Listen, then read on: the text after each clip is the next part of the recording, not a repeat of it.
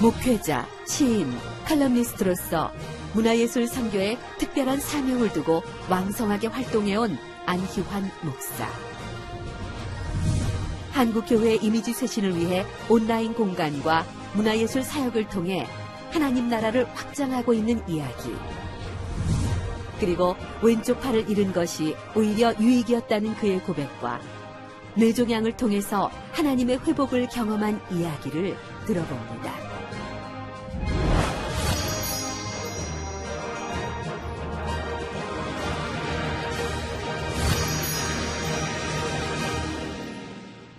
네, 목사님 반갑습니다. 어서 오십시오. 어서 오세요. 네. 지금 목회도 하시면서 또 인터넷 쪽에서 활동을 많이 하고 계신데 인터넷에서는 어떤 활동하고 계세요? 사실 인터넷이란 게 예. 젊은 사람들, 특히 청소년들이 많이 들어가는 공간 아닙니까? 그렇죠. 예. 교회 같은 데는 이제 오라 해도 안 오는 아이들이 인터넷 공간 속에 들어가서 사실 몇 시간씩 시간을 보내고 머물게 되는데 아무래도 많이 보고 들으면 영향을 받잖아요. 네네. 근데 이제 그 공간에 들어서 선정적인 것들 많이 보고 또 풍격적인 걸 많이 보고 또 이제 교회 관련해서는 이게 부정적인 내용들 너무 많이 접하다 보니까 이게 마음속에 교회에 대해서 이렇게 거부감이 생기고 네. 이제 그 거부감은 이제 전도에 상당히 마이너스 작용을 하게 되고 그래서 이런 부분이 계속 굳어지면은 청소년들 다음 세대 전도에 좀 치명적인 요인이 되겠다 생각을 했거든요. 저는 이제 직접 본 거나 들은 얘기인데 우리 기독교에 대해서 안티적인 글이나 악성 글을 다는 사람도 있다고 그러죠? 예. 그런 분들은 어떤 분들이에요? 원래 믿는 분들인가요? 아니면 기독교에 대해서 원래부터 이 반감을 가지고 있는 타종교인들인가요? 보니까 좀 다양하더라고요. 예. 불교 신자도 좀 있었고요. 네네. 그리고 이제 기독교 신앙을 가지고 있다가 이제 상처를 좀 받고서 교회를 떠났을 경우에 그런 이제 반작용으로 이제 안티 역할을 하는 사람들도 있고요. 예. 그리고 이제 생각보다 좀 심각한 것은 신천지에서 기독교 비방 동영상 같은 것들을 만들어서 배포를 하는데 정리를 다 해보니까 그 기독교 비방 동영상들 중에 60% 정도가 신천지에 의해서 만들어졌더라고요. 그중에 레인메이커라는 사람이 제일 많이 만들었는데 경찰 조사 과정에서 그 사람이 이제 신천지 교인으로 밝혀졌고요. 우리나라에서요? 그렇죠. 네네. 뭐 하던 분이에요?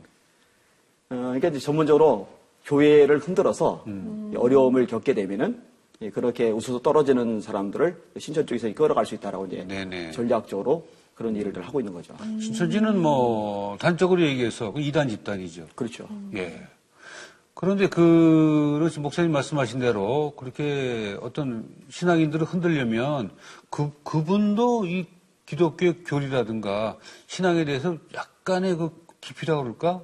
그 지식이 있어야 되는 분들이죠. 그렇죠. 근데 이제 신천지 쪽만이 아니고 이제 신천지가 아닌 안티 기독교인들 같은 경우에도 예전에는 이제 기독교인들의 어떤 잘못된 행태나 어떤 교회의 어떤 문제점들이 드러나면 그것을 이렇게 부각시키는 것을 초점 맞췄다면은 요즘 이제 성경을 전문적으로 파고들어서 자기들이 볼 때 비논리적이다 싶은 것들. 그리고 이제 사회 통념상 납득이 안 가는 것들. 예를 들면 삼일째 하나님에 대해서 공격하기도 하고 교회만이 아니라 예수님 자체에 대해서 공격을 하기도 하고. 공격할 게 뭐 있어요? 뭐라고 공격합니까? 그래서 안티 중에 한 명은 예수님의 성전 청결 사건 그것을 언급하면서 자기 감정을 추스리지 못하고 함부로 폭력을 행세하는 비인격적인 성숙이 덜 된 사람이다. 그래서 이제 그런 식의 논리까지도 나오더라고요. 뭐 사막의 잡신 야훼 이런 말도 흔하게 씁니다. 그래요? 중동의 무당 따위인데 그 무당 따위를 왜 한국의 좋은 무당들 놔두고 그 받아들여서 이렇게 믿는지 모르겠다. 이런 식의 논리들도 있습니다. 그러니까 기독교나 신앙이 없는 분들은 그런 논리에 수긍하는 분도 있을 수 있겠습니다. 그렇죠. 근데 성경을 읽다 보면 이렇게 좀 변화되잖아요. 근데 성경을 읽으면서 또 그렇게 하실 수가 있군요. 반기독교 시민연합이라고 있어요. 그래서 반기련인데 안티 기독교인들이 이제 단체로 모여서 이제 홈페이지에서 이제 활동을 하는데 거기 보면은 이제 요즘은 잘 모르겠는데 얼마 전만 해도 메인에다가 성경 19금 법제화를 위한 서명운동을 벌였었어요. 성경상에 나오는 그래서 민망한 얘기들 그런 것들만 이렇게 다 끄집어내서 보여주면서 청소년들이 성경을 읽지 못하도록 법으로 금지시켜야 된다. 그것을 위해서 서명을 해라. 그래서 사람들이 동참시키는 그런 작업도 있었죠. 그런 면만 사실 성경에 그 청소년기에 좀 읽으면 좀 부끄러울 만한 내용을 그대로 적힌 부분들이 있어서 그것만 부각시키면 또 그 다른 문제가 될 수도 있겠어요. 뭐 사실 성경에서 그런 걸 다룰 때는 네. 그걸 권장하라고 다룬 게 아니라 인간이 얼마나 죄인인지, 그렇죠. 그리고 죄에서 어떤 현상들이 있는지 그런 것을 이제 고발하는 차원인데 네. 그거를 이제 역으로 이제 이용을 하는 케이스입니다. 그러니까 그 나쁘게 이용하는 사람들을 꼭 발췌해서 네, 맞습니다. 그 전체 얘기를 듣지 않고 그것만 그 부각시키면 그것만 볼 때는 이상하다고 느낄 수 있거든요. 근데 뭐 어떤 그 안티 중에서는 기독교가 친일이다 이렇게 얘기하는 사람도 있다면서요? 요즘은 조금 나아진 게 이슬람하고 기독교를 비교하면서 글을 올렸었어요. 네. 그래서 이슬람은 평화의 종교고 네. 기독교는 호전적인 종교다. 요건 요즘에 사라졌어요. IS 덕분에. 네네. 그래서 이제 네이버나 다음을 모니터링 하다 보면은 예. IS 덕분에 이제 이슬람 관련해서는 이제 국민들이 확실하게 이제 인식을 좀 한 편이고. 근데 대신 아직 그 친일 같은 것들은 좀 문제가 있어요. 그래서 기독교는 친일이고 불교는 호국이다. 이렇게 이제 대비를 시키는 거죠. 예전에 이 부분으로 논쟁이 벌어진 적도 있었어요. 예, 그런 얘기를 끄집어내길래 그러면은 당신은 독립운동한 불교 신자를 대라. 나는 독립운동한 기독교 신자를 대겠다. 그래서 거기 한 사람 되고 저 한 사람 되고 이제 지켜보는 사람도 있고. 근데 사실 이제 기독교인 중에 오히려 많거든요. 맞아요. 이 3.1운동만 해도 거기에 33인의 목사님이 제일 많은데 그건 참 공부를 하셔야 되는 분이네. 그건 맞습니다. 그죠? 네. 근데 목사님 어떻게 인터넷 쪽에 원래 관심이 있으셨나요? 아니면 어떤 계기가 있으셨나요? 저는 원래 그 목회자가 되는 거 하나에다만 사실 초점을 맞추고 살았어요. 평생을요. 네. 그래서 열심히 책 읽고 열심히 성경 연구하고 또 열심히 산기도 다니고 아예 교회에서 대학 2학년 때도 5년간 교회에서 살기도 하고 설교자. 그런데 그러기 위해서 이제 조선일보도 보고 한겨레신문 보고 국민일보도 보고 이제 언론은 이제 좌편향, 우편향, 선교신문 세 개 보면 정보는 어느 정도 접할 수 있으니까. 그렇죠, 예. 제가 충격을 받은 게 어떤 사람이 너희들 너무 심하다. 어떻게 이렇게 함부로 한 종교를 매도하냐. 그랬더니 설득을 해요. 기독교 나쁜 점을 막 얘기를 해요. 그러더니 이 사람이 같이 안티가 되는 거예요. 또 한 번은 기독교인이라고 밝혔는데 믿음이 좋았던 사람은 아닌 것 같아요. 근데 아무튼 안티들하고 이야기를 주고받고 하다가 자기 교회 끊었다. 그러니까 주위에서 박수를 쳐주는 거예요. 잘했다. 근데 이제 그걸로 보면서 야, 이 온라인 상에서 이 주고받고 하는 이 과정 속에서 전도를 막는 것도 막는 거지만은 이미 믿는 사람의 믿음을 무너뜨리는 흐름도 생기겠구나. 네네. 그게 사실 뛰어들게 된 첫 계기였죠. 아니 근데 어떤 일이 생기면 또 그거에 대한 댓글도 막 무섭게 올라오잖아요. 예. 그럼 반응을 어떻게 하세요? 그 예전에 아프가니스탄 그 단기 선교팀이 이제 살해를 당했잖아요. 그렇죠, 예. 그런데 오히려 그게 선교적으로 굉장히 마이너스가 되었어요. 우리가 너무 공격적인 선교를 했다. 네. 이런 얘기까지도 나오고. 저는 이제 그런 것에 동의를 안 합니다. 사실 우리나라에 들어서 순교당한 분들도 공격적인 선교했다고 비판당할 것들은 아니거든요. 사실 순교의 피해 위해서 복음의 열매들이 맺히는 것은 기독교 역사상 어쩔 수 없는 과정이기도 했고 또 그게 사실 주님의 뜻이기도 한 부분도 있으니까요. 그런데 제가 안타까웠던 것은 이제 그런 일을 겪으면서 온라인 공간에서 기독교 전체가 완전히 난도질을 당한 거예요. 네, 맞아요. 예. 그러다가 이제 후에 어떤 일이 있었냐. 로버트 박 선교사라는 분이 북한에 들어갔어요. 네, 맞아요. 신앙의 이름으로. 제가 이제 미국에 갔을 때 그분 부모님도 만나고 왔는데요. 유복한 집이에요. 미국 시민권자고 이제 유복한 집안이고 근데 북한에 들어갔는데 어떤 생각이 드느냐. 야, 기독교인들은 이게 제정신이 아니라 북한이 어떤 땅인 줄 알면서도 들어가는 것 역시 개독이다. 이렇게 나올 시점이거든요. 보니까 인터넷은요, 선점이 중요해요. 그리고 이게 일단 한번 눈덩이처럼 커지면 그 다음에는 제어를 못해요. 그러니까 처음에는 질보다는 양이에요. 그래서 이제 블로그부터 시작해서 움직이는 사람들이 봐라, 미국 시민권자고 넉넉하게 살고 편안하게 살 수 있음에도 불구하고 북한 동부 불상역에서 목숨 걸고 뛰어들었다. 얼마나 용기 있냐. 이런 식으로 막 분위기 가니까 나중에 그런가 보다. 그래서 그 분위기로 다 가고 나니까 나중에는 역시 기독교인들은 머리가 정상이 아니야. 이런 논조는 이제 더 이상 이제 힘을 받지 못하는 상황이 되더라고요. 그 기독교는 사실 사랑의 종교입니다. 예. 그러면 안티까지도 우리가 안아야 됩니까? 그래서 어려운 문제죠. 저는 이렇게 생각을 해요. 예를 들어서 이제 함부로 모욕을 하거나 비방을 하는 경우, 네. 그는 이제 현행 법상으로도 사이버 명예훼손으로 처벌을 받아요. 불법이죠. 네네. 명백하게. 근데 그런 것들을 공공연하게 더 하게 놔둔다든지 아니면 그런 거 하는 것에 사람들이 더 많이 동참하게 하는 것보다는 그런 부분들은 잘못됐다는 것을 인식시키도록 해주는 것이 오히려 그들에게는 더 유익하다고 생각을 합니다. 그리고 그런 불이가 확산되는 것을 막아주는 게 사실은 엄밀하면서 더 사랑이 아닐까라고 생각을 합니다. 네. 근데 그거를 이제 어떤 제도적으로 그렇게 하는 거는 있을 수 있지만 개인적으로 막 그러면 이렇게 싸우다가 말이 더 과격해지고 막 그 말 때문에 더 또 혼란스러워질 수도 있지 않을까요? 너무 싸우려고 할 필요는 없고요. 그렇죠. 네. 요새 너무 서로 하죠. 오가는 말이 너무 거친 것 같아요. 인터넷 지금 상에서. 현재 안 목사님이 하고 있는 사역에 대해서 반론을 제기하거나 그 악성 댓글을 다는 분들도 있죠. 있죠. 네. 어떻게 대처하고 계세요, 그러면? 그런 부분들에 대해서 뭐 일일이 다 반응을 할 수는 없고요. 예.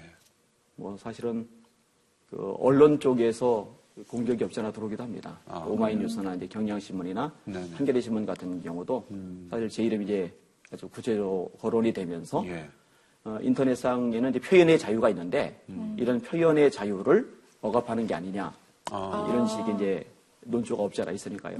근데 그런 부분도 사실은 이제 할 말이 좀 있는 게 표현의 자유라는 것도 다른 사람들의 어떤 인권을 침해하지 않는 한도 내에서 그렇죠. 그리고 전체 공익이나 어떤 질서나 이런 차원을 무너뜨리지 않는 한도 내에서 허용이 돼야 된다고 생각을 해요. 네. 그런데 사실 인터넷에 그 댓글 같은 거를 본 당사자는 사실 목숨을 버리는 경우도 있어요. 그런 무서운 일인데 남의 얘기일 때하고 내 일일 때하고 다르거든요. 그렇죠. 그러니까 그 매스컴이 이런 데서도 그런 건 좀 무책임한 논조가 아닌가 하는 생각이 들 때도 물론 있습니다. 힘드시겠습니다. 처음에는 악플도 많이 싸워야 되고 또 그 매스컴하고도 싸워야 되고. 그 처음에는 이제 많이 울기도 했어요, 사실은요. 힘들기도 했고요. 사실은 이제 제 아내도 저에 대해서 전도도 하고 기도도 하고 신방도 하고 담임 목사가 목회에 더 집중하지 왜 인터넷 공간에 들어가서 그렇게 시간 허비하느냐라고 이제 비판도 하기도 했었는데 그런 부분도 하나님 사실을 이제 정리해 주셨어요. 아내가 그 이해실 사모님의 성경 읽어지는 이제 세미나를 듣는 중에 그 세미나를 듣는 중에 느닷없이 성령께서 감동을 하셔가지고 남편이 한국 교회에서 중요한 일을 하는데 왜 깨닫지 못하느냐라고 이제 알려주셨대요. 본인 얘기로는. 그다음부터 거기서 이제 회개를 하고서 적극적인 지원자가 돼줬고 그리고 지금 이제 전국에서 기도해주고 또 힘 되어주는 사람들이 굉장히 많이 생겼습니다. 제가 이제 칼럼 같은 걸 써서 이제 카페에다 올리고 페이스북에다 연동을 시키면은 어떤 중요한 이슈 같은 거 10,000명, 10만 명, 100만 명, 160만 명 그러니까 웬만한 언론에 많이 클릭되는 기사 이상으로 제 글이 이제 많이 읽혀요. 그만큼 이제 동조해주고 힘을 실어주는 사람이 많아져서 뭐 이전처럼 뭐 외롭고 힘들고 그러지는 않습니다. 목사님은 목회 얘기를 어떻게 들어서 쓰게 되셨습니까? 저는 사실 그 목회자 집안은 아니에요. 그 저희 아버님이 술 좀 많이 좋아하시던 분이시고, 그리고 이제 어머니날, 그리고 이제 저희들 좀 어렵게 좀 하시던 분이었죠.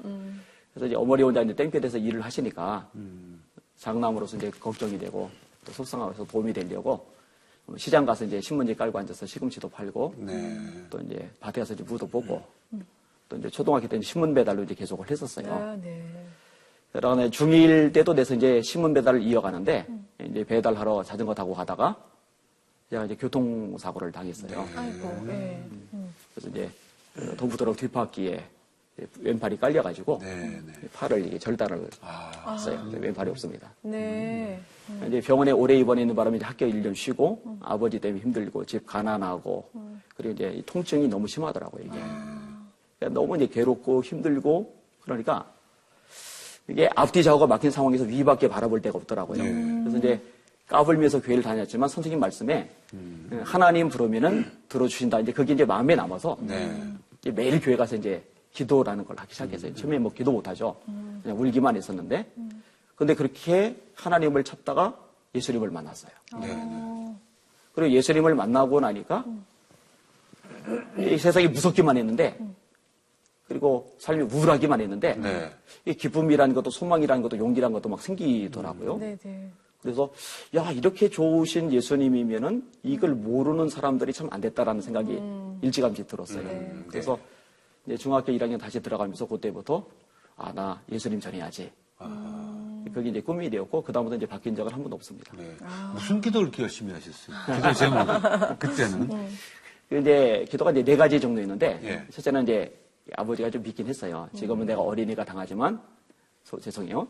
넌 늙을 거고 늙으면 나한테 맞는다. 이런 생각도 있잖아요. 있었습니다. 어릴 때. 네네. 근데 이제 기도를 하면서 죄송해요. 저 인간 저거 사람 좀 만들어 주세요. 이게 이제 첫 번째 기도 제목. 네네. 그다음에 이제 두 번째는 공부를 제가 못했어요, 사실은요. 예. 초등학교 때 이렇게 특별한 애들만 남겨놓고 가르치는 나머지가 네네. 공부반 출신이거든요. 아, 정말요? 아이고, 뭐, 신문도 돌리고 바쁘시니까 공부할 시간 없으셨겠죠. 근데 이제 학교를 1년 꾸렸는데 공부까지 너무 못하면은 왕따 당할 것 같아요. 그래서 하나님 저 지혜 좀 주세요. 그다음에 이제 세 번째는 아까 말씀드린 대로 이제 설교자 되고 싶어서. 그다음에 네 번째는 무슨 설지 모르겠는데 제가 가만히 보니까요. 저 같은 사람에게 시집 올 여자가 없겠더라고요. 왜냐면 아버지 알코올 중독이지, 집 한자촌이지, 팔 하나 없지, 전망이 없잖아요. 그러니까 곱게 키운 딸을 보낼 리가 없겠다는 생각이 중고등학교 때부터 들었어요. 그래서 하나님 저에게도 배우자를 주세요, 짝을 주세요. 그 기도 진짜 오래 했습니다. 네, 그래서 이렇게 예쁜 짝을 만나셨군요. 네, 아, 사모님 너무 좋으세요. 예. 감사합니다. 예. 그 기도가 다 이루어졌네요. 그렇죠. 저희 아버지가 네. 진짜 기적적으로 술, 담배를 다 끊으셨어요. 어떻게 끊으셨어요? 제가 사고를 당하고 이제 충격을 받으셨고, 이제 교회를 이제 다니기 시작을 하시는데, 아, 아빠도 같이. 사실은 이제 담배를 끊으신다고 구겨서 버리고 사서 피시고, 그 다음에 이제 술 끊는 약이라고 이렇게 대접에다가 딱 드셔요. 네. 그러더니 입가심으로 부시더라고요. 근데 이제 교회를 다니기 시작하시면서 술이 담배가 그냥 싫어지시더래요. 어머나. 예. 그리고 이제 교회를 그때 건축할 무렵인데, 예, 아버지가 이제 목수로서 재능이 있으시거든요. 강대상도 짜고 벽돌도 쌓고 다 하셨어요. 근데 그런 일을 하시고 나서 사실 하나님이 저희 가정에 복도 주셔서 판자촌에서 넉넉한 집안으로 바뀌었어요. 그리고 교회 장로님 되셨어요. 어머나. 세상에. 예. 그리고 공부도 잘하게 되시고요. 그리고 이제 집안이 머리 좋은 집안도 아니에요. 둘째도 어쨌든 고졸, 셋째도 이제 고졸. 그리고 이제 공부방도 그런 거 어디 있어요. 그죠? 그런데 수업을 듣는데 언제부턴가 이게 너무 쉬운 거예요. 그래서 이상하다 왜 교과 과정이 뒤로 갈수록 쉽지? 근데 그게 아니라 하나님이 제 머리를 열기 시작하시면서 이게 알아듣는 속도가 이제 늘어나기 시작한 거예요. 오늘 선생님이 아니완 일어났더니 다 같이 박수 그래요. 영문을 모르는 선생님이 교무실 앞에 가봐라 그래요. 달려가 봤더니 전교 1등부터 50등까지 등수를 붙여놨는데 전교 1등에 안희완 제 이름이 이렇게 써 있는 거예요. 진짜로요? 예.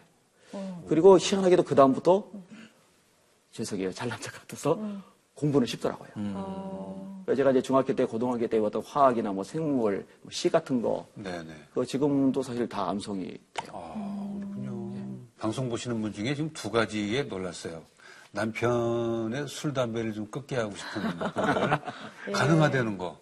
그죠? 그리고 공부를 좀 잘했으면 좋겠는데 자녀가 영 따라오지 못한다 했을 때 기도밖에 없어요. 귀가 열리면서 이해가 되도록 하나님의 은사가 있다는 거.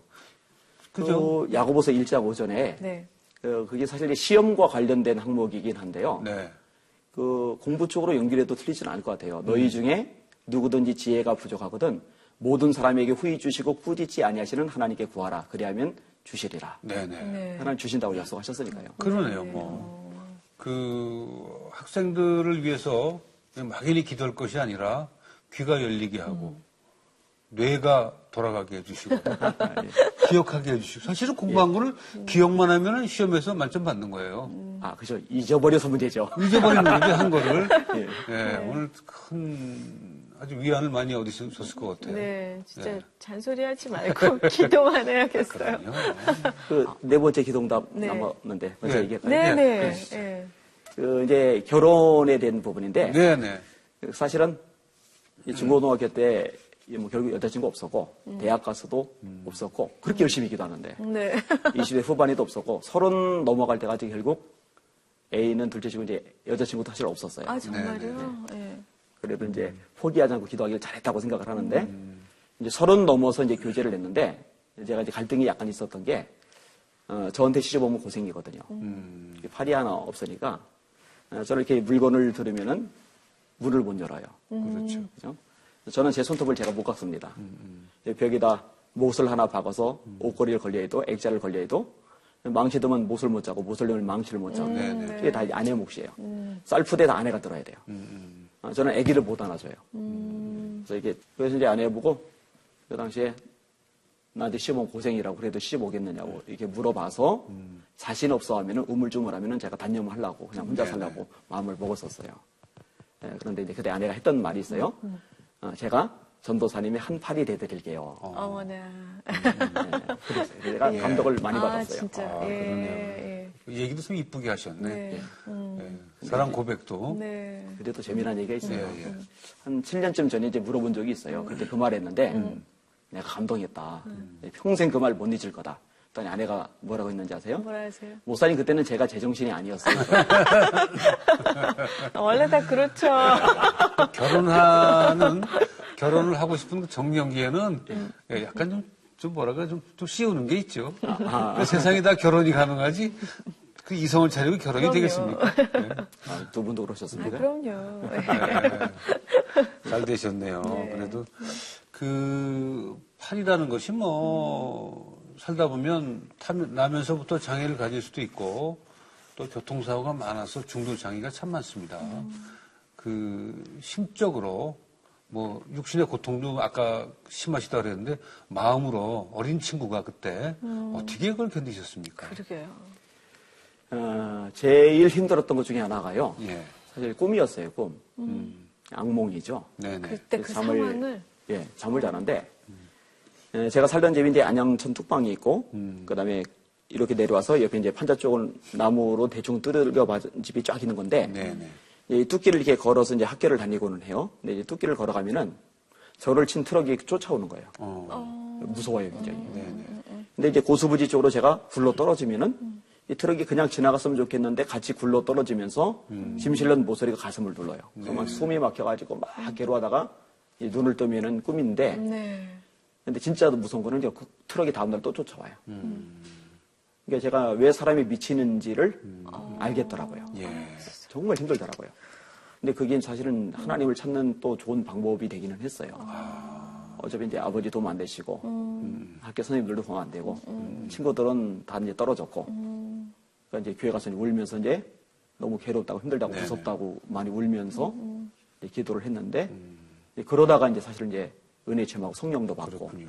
그리고 이제 이 마음이 자유로워졌죠. 치유도. 목사님 그 팔 없으신 게 그 복음을 전하는데 많은 통로가 또 되기도 하셨다고요. 예. 예. 그러니까 요즘 애들 보니까요, 웃잖아요, 까불잖아요, 장난치잖아요. 그런데 생각보다 아픔이 상처가 많아요. 열등감, 자격지심 굉장히 많아요. 아, 그럼요. 그리고 자기 자신에 대해서는 긍지 가진 아이들이 생각보다 없어요. 환경은 좋아졌는데도. 예. 그렇죠. 그러니까 청소년들 앞에 가서 설교할 때요. 그러니까 제가 이제 팔이 하나 없다는 것을 알면은요. 재미나는 사실은 그 다음부터 애들이 집중을 잘해요. 중학교 때 특별히 그걸 잃었다. 이걸 아는 순간 집중을 잘해요. 왜 그럴까요? 그러니까 자기 또래 때, 야, 저런 일을 겪었어? 그러면서 이제 마음이 열리는 거죠. 그 어머니 한 분이 애를 데려왔는데 고류감이에요. 그래서 이 팔 형태는 있는데 항암치료 여러 번 받았고 힘은 잘 못 쓰는. 그러니까 이 아이가 어떤 생각을 하게 되냐면은 나는 장가 못 갈 거야. 그리고 엄마는 이제 기도를 많이 했는데 기도하라고 하니까 기도 안 해. 하나님은 없어. 그런데 이제 엄마 따라왔어요. 제가 이거 이제 만져보라고 그랬어요. 그래서 저 장가 갔잖아요. 그리고 이제 엄마가 애를 데리고 가는데 엄마가 이제 문자를 보내오신 거예요. 애가 기도하겠다고 한다고. 그러니까 요 하나만 가지고도 대화가 통하는 어떤 도구가 되고 다리가 되더라고요. 이거 쓸만합니다. 비록 왼팔을 잃었지만 주님께서 기도하는 손을 주셨기에 감사드립니다.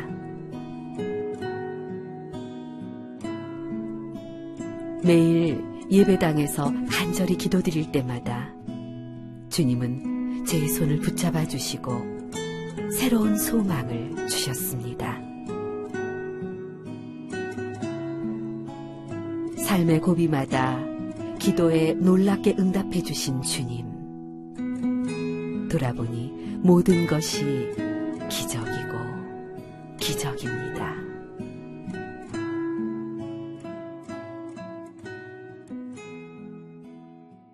집회 갈 때는 사모와 늘 같이 가셔야 되겠습니다.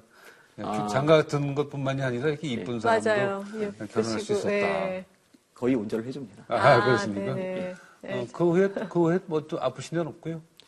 2년 전에 수술을 하나 또 크게 했습니다. 어디를요? 예. 이제 앞이 잘 안 보이기 시작을 해가지고요. 예. 네. 이제 안경을 새로 맞출까 했더니 아내가 병원 가서 검사를 해보라고. 근데 이제 어느 정도 제가 눈이 심각했냐면은 차량 번호가 4개잖아요. 네. 그럼 가운데 2개가 날아가고 끝에 있는 2개가 달라붙어요. 제 눈에 이제 2개로 보이는 거예요. 네네. 그래서 이제 아산병원 큰 데로 가서 뇌 MRI를 찍었더니 뇌종양이라고 하더라고요. 아이고. 그래도 눌렀군요. 예. 이제 뇌종양이 이제 커가면서 신경을 누른 거죠. 그렇죠. 예. 이번에 알았는데 이 머릿속에 이제 중요신경이 많잖아요. 그렇죠. 뭐나 톡 잘못 걸리면은 뭐 하반신 마비, 상반신 마비, 오른쪽 마비, 왼쪽 마비, 시신경, 청신경 이렇게 되니까 네네. 그러니까 1cm만 넘어가도 거대 종양이라고 하더라고요. 네네. 이래서 이제 2.5cm까지 정도. 근데 제 머릿속에 이제 4cm가 있더라고요. 그 상태로 좀 더 가면은 이제 신경 끊어지면서 실명이 되는 상황이었죠. 아니 근데 그 전에 다른 증상 아무것도 없으셨어요? 두통이 좀 가끔 있었는데 네네. 뭐 살다 보면 있으려니 했던 그 정도였죠. 네네네. 수술했습니까? 예, 수술했습니다. 잘 됐고요. 수술은 잘 됐습니다. 예. 아유 사모님이 또 한 번 놀라셨겠네요. 아내가 좀 울더라고요. 그럼요. 그러셨겠네요. 아유, 그래도 뭐, 지금은 괜찮아지신 것 같아요. 이것도 사실 간증할 거리가 좀 있어요. 네네. 사실은 이제 수술 앞두고서 걱정은 안 됐습니다. 제가 그때 이제 깊이 묵상하게 된 말씀이 마태복음 10장인데, 그 참새 2마리가 한 아사론에 팔리는데, 너희 천부께서 허락하지 않으시면은 하나라도 땅에 떨어지지 않는다. 너희는 너희 머리털까지 세신 바 되었나니 두려워하지 말라. 너희는 많은 참새보다 귀하니라. 이게 누가복음에 보니까 거기는 2 아사론에 5마리가 팔리더라고요. 네네. 이 성경 오류가 아니라 그 떡볶이도 10,000원어치 살 때보다 20,000원어치 사면은 2배만 더 주는 게 아니라 덤으로 주는 게 있잖아요. 예. 이 참새가 이렇게 싼데, 덤으로 줄 만큼 싼데, 그래도 하나님 허락 없이 땅에 떨어졌는데 허물며 우리 목숨이겠어요. 그렇죠? 예. 그러니까 그 말씀이 저한테 이제 힘이 많이 되었고, 또 하나는, 사실 수술의 최악은 죽는 거잖아요. 그럴 수 그죠? 있죠. 근데 이제 최악이어도 최상인 천국이 보장된 게 예수 믿는 사람이더라고요. 그렇죠. 그러니까 그게 정말 복이구나. 제가 이번에 그 사실 깊이 깨달았습니다. 예. 어차피 생명 하나님께 달리는 거니까 몸살릴 필요 없다 싶어가지고 하여튼 기운 나는 대로 한세대학교 가서 설교하고 예. 그 수술 직전에 그다음에 통일광장기도에 시청 앞에 가서 설교하고 또 이제 대선 앞두고서 흰돌산 기도원에서 한 3,000명 정도 모여서 국가기도회가 열렸어요. 네. 제가 이제 강사로 가서 이제 설교를 하고 그리고 살려달라 소리, 고쳐달라 기도 소리는 사실 한마디도 안 했어요. 제 관심은 이제 한국교회 전체거든요. 한국교회 깨워주세요. 다시 기도 불붙게 해주세요. 옛날보다 좋은 건물도 많고 학력 수준도 높고 지위도 있고 경제력도 있는데 옛날 같은 영적 권세는 잃어버린 것 같아가지고 저는 그게 이제 가슴이 늘 아파요. 하나님 그거 다시 살려주세요. 이제 그 기도만 했었죠. 네네. 근데 이제 하나님이 그 기도를 기뻐하셨던 것 같아요.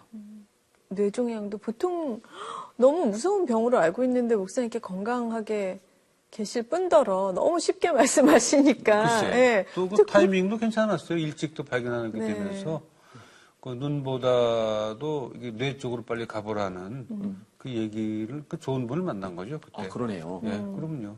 그 생각은 못 했었습니다. 그렇습니까? 예. 예. 시도 쓰신다면서요? 예. 언제부터 쓰셨어요? 시 이제 사고 당하고 저는 못 놀잖아요. 예.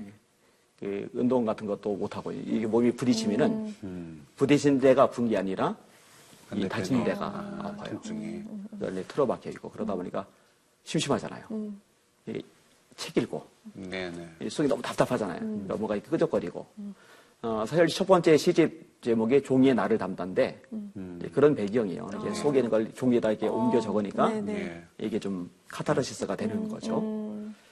그러니까는 시 쓴 지는 굉장히 오래됐습니다. 그런데 뭐 목회하는 분들이나 뭐 천주교에서도 신부나 수녀님들 보면 시 쓰는 분들이 많은데 좀 종교적이죠. 예. 그런 경우에는 목사님은 어떤 시예요? 제 원래 관심사 중에 하나는요. 예. 사실 믿지 않는 사람들과의 어떤 소통 쪽입니다. 제가 이제 어떤 생각들을 많이 했냐면은 목사라는 타이틀을 가지고서 일반인들이나 이제 불교 신자나 타종교들을 만나려고 할 때 목사라는 걸 아는 순간에 이미 이제 대화가 원활한 게 힘들어지는 이걸 어떻게 탈피할까 고민을 하다가 뭔가 매개체가 좀 있으면 되겠다. 그래서 그 매개체 여러 가지 시험 삼아 해본 것들이 있는데 그 중에 하나가 이제 시였어요. 그래서 이제 페이스북 공간에다가 한국문단이라는 그룹을 만들었고 또 시인마을이라는 이제 그룹을 만들었고 그리고 이제 어떤 생각을 했냐. 일반인들하고 소통이 되려면은 기독교 색채만 집어넣은 시 또는 시집 또는 시 잡지만 가지고는 또 우리끼리만이 잔치가 된다. 그래서 그걸 다 뺐어요, 색깔이요. 그래서 철저하게 이제 일반인들 중심으로 시는 시다. 예, 그렇게 진행을 했어요. 그렇게 하고 나니까 재미난 현상이 생기는데 제가 목사인 줄 빤히 아는데 일반인인데 불교 신자인데 그럼에도 불구하고 저를 찾아오기 시작하는 거예요. 제가 이제 밀양 쪽에 이제 집회를 갔는데 이연수 시인님이라고 이분이 시를 잘 쓰세요. 사업도 잘 하시고 그런데 거기까지 찾아오셨어요. 밥을 사주세요. 제가 기도해 드리겠다고 그러니까 기도도 받으세요. 근데 이분이 독실한 불교 신자입니다. 그리고 이제 기도를 받고 나서 집에 가서 그 아내 되시는 분한테 얘기를 드렸는데 그 아내 되시는 분이 또 고맙다고 전해주고 올해 낸 책이 있어요. 기적입니다. 다 기적입니다. 사실은 하나님이 제 눈도 고쳐주셨거든요. 그 시신경은 의학적으로 과학적으로 한 번 망가지면 복구가 안 된대요. 오은근 박사님이 저한테 직접 얘기해 주신 건데 종양을 제거해도 시신경은 망가지면 복구가 안 된답니다. 근데 제가 완전히 복구가 됐어요. 25년 전보다 눈이 더 좋아요. 이거 안경 도서 없거든요. 네. 도서 없는데 쓰고 다니는 이유는 안경을 벗은 것보다 쓴 게 인물이 더 낫다고 사모님이. 그래서 이제 쓰고 다니는 건데 하여튼 이런 것들을 좀 담아서 책을 오래 냈는데 이 책을 이연수 시인님이 읽고 서평을 썼어요. 그리고 다른 불자들 보고 종교 다르지만 꼭 읽어봐라. 추천을 해서 또 여러 사람 읽어요. 그러니까 제가 참 감사를 하는 게 목사라는 타이틀 하나만 가지고 있었으면 이런 사람들하고 교제도 불가능하고 전도할 수 있는 가능성도 사실은 얻기가 어려울 텐데 요 시라는 매개체를 통하니까 같이 이렇게 어울려지는 거예요. 목사님 다방면에서 활동 많이 하고 계신데 사실 목사님들 목회하시기만도 너무 바쁘신 걸로 아는데 이렇게 활동을 넓게 하시는 이유가 있을까요? 이제 그런 부분을 이제 지키되 어떤 생각이 있냐면은 사실은 이제 교회 내부만이 이게 우리끼리 예수 잘 믿고 천국 가는 차원이 아니라 사실은 들어가 있는 모든 영역 속에서 영향력을 미쳐야 된다고 생각을 해요. 예수님도 교회의 빛이라고 안 하셨거든요. 교회의 소금이라고 안 하셨거든요. 세상의 빛이고 세상의 소금이라고 하셨죠. 주구의 도문에도 보면 나라가 임하옵시며 뜻이 하늘에서 이루어진 것 같이 땅에서도 이루어지리라. 그 땅은 교회만은 아닐 거란 말이에요. 정치, 경제, 사회, 문화, 언론 이 모든 영역 속에서 사실은 하나님의 뜻이 이루어져야 되고 하나님의 영광이 드러나야 되고 하나님 나라가 확장되어져야 되고 그래서 이런 부분들에 대해서 한국교회가 뛰어넘지 않으면 안 된다. 이게 이제 제가 오래전부터 가지고 있는 생각 중에 하나입니다. 그래서 제가 우리 큰아이 데리고 그리스의 순환이라는 영화를 봤을 때가 있어요. 그 멜 깁슨이 만들었잖아요. 그분이 이제 브레이브하트에서 이제 주인공 가운데 아주 멋있게 나왔잖아요. 멋있는 배우가 감독자가 되어서 영화를 제작했다. 사람들이 굉장히 많이 몰려왔어요. 근데 제가 영화 보고 나오면서 사람들을 둘러보는데 믿는 사람만 온 게 아니더라고요. 그렇죠. 제가 어떤 생각을 했냐면은 내가 그리스도의 순환이라는 제목으로 설교할 테니 설교 들어라 해서 그 영화 보러 오듯이 왔다면 저희 교회가 좀 여의도 수목교보다 더 커졌을 거죠. 근데 그게 사실 미디어가 가진 힘이거든요. 그렇죠. 그러니까 극장은 귀신 소굴이다 가지 말라 그럴 게 아니라 좋은 영화 제작자들을 한국 교회가 미리미리 잘 키워냈으면은 지금 얼마나 좋았을까. 방송 PD도 마찬가지죠. 언론인도 마찬가지죠. 그러면서 같은 생각이 드는 게 이럴 게 아니라 좋은 시나리오를 쓸 수 있는 방송 드라마를 쓸 수 있는 작가들 사실 한국의 젊은이들 가운데 재능 있는 애들 많아요. 그런데 방향 제시 못 해줘서 또 지원이 잘 안 돼서. 예. 이런 것을 전략적으로 해서 좋은 작가들을 많이 키워냈으면 얼마나 좋을까. 제가 이제 가까이 지내는 작가로 이제 이다 작가가 있고 이지성 작가가 있어요. 네. 이지성 작가는 이제 리딩으로 리드하라 해서 인문학 붐을 많이 일으켰죠. 예, 꿈꾸는 나라소망 같은 건 이제 150만 부 이상이 팔렸어요. 그런데 그 책 맨 뒷부분에 보면은요, 책을 쓰는 내내 하나님께 기도를 드렸다 이런 대목이 나와요. 그리고 이제 자기 이름을 걸고 강의를 하는데 초대받아 가봤더니 대학생이 한 2,000명이 모였어요. 근데 예수님에게 노골적으로 꺼내는데요. 대학생들 중에 안티 성향 가진 애들 많거든요. 종교 얘기 꺼내면 반발하거든요. 아까 처음에 예, 서도 발언할 때 종교 얘기, 정치 얘기 민감하잖아요. 그렇죠. 그런데 이 작가가 좋아서 모인 대학생들이다 보니까 예수님에게 노골적으로 끄집어내는데도 아무도 아무 말 안 해요. 네. 이게 사실 이제 문학이 가진 힘이거든요. 이다 작가 같은 경우는 책 4권이 청소년 권장 도서가 돼서 청소년들에게 이제 많이 읽혀져요. 이런 식으로 이런 작가들 만들어내고, 그 다음에 교육 시스템 같은 걸로 만들어내고, 그 다음에 정치인들도 표 따라서 큰 교회 옮겨 다니는 분들 말고, 하나님 나라를 위해서 공천까지도 기꺼이 포기할 수 있을 만큼 소신 있는 정치인들을 키워내고, 제가 20에서 한 30년 잡고 이 작업을 좀 해나갈 생각이에요. 근데 하나님이 지금처럼 젊지는 않겠지만, 힘은 많이 빠지겠지만, 그렇지만은 각 분야에서 주님의 나라를 확장하는 사람들 보면서 기뻐할 수 있지 않을까. 네네. 그런 마음입니다. 네. 앞으로의 계획을 다 말씀하셨네요. 예. 마지막 질문할까 했더니. 오늘 뭐 하여튼 좋은 말씀 감사드리고요. 많은 분들이 또 새로운 그 앞으로의 역할에 대해서 뭐 좀 도전을 받지 않을까 하는 생각을 들면서 목사님 하시는 일에 좀 많이 좀 동참했으면 좋겠다 하는 생각이 듭니다. 네. 감사합니다. 고맙습니다. 예, 네네. 감사합니다. 감사합니다.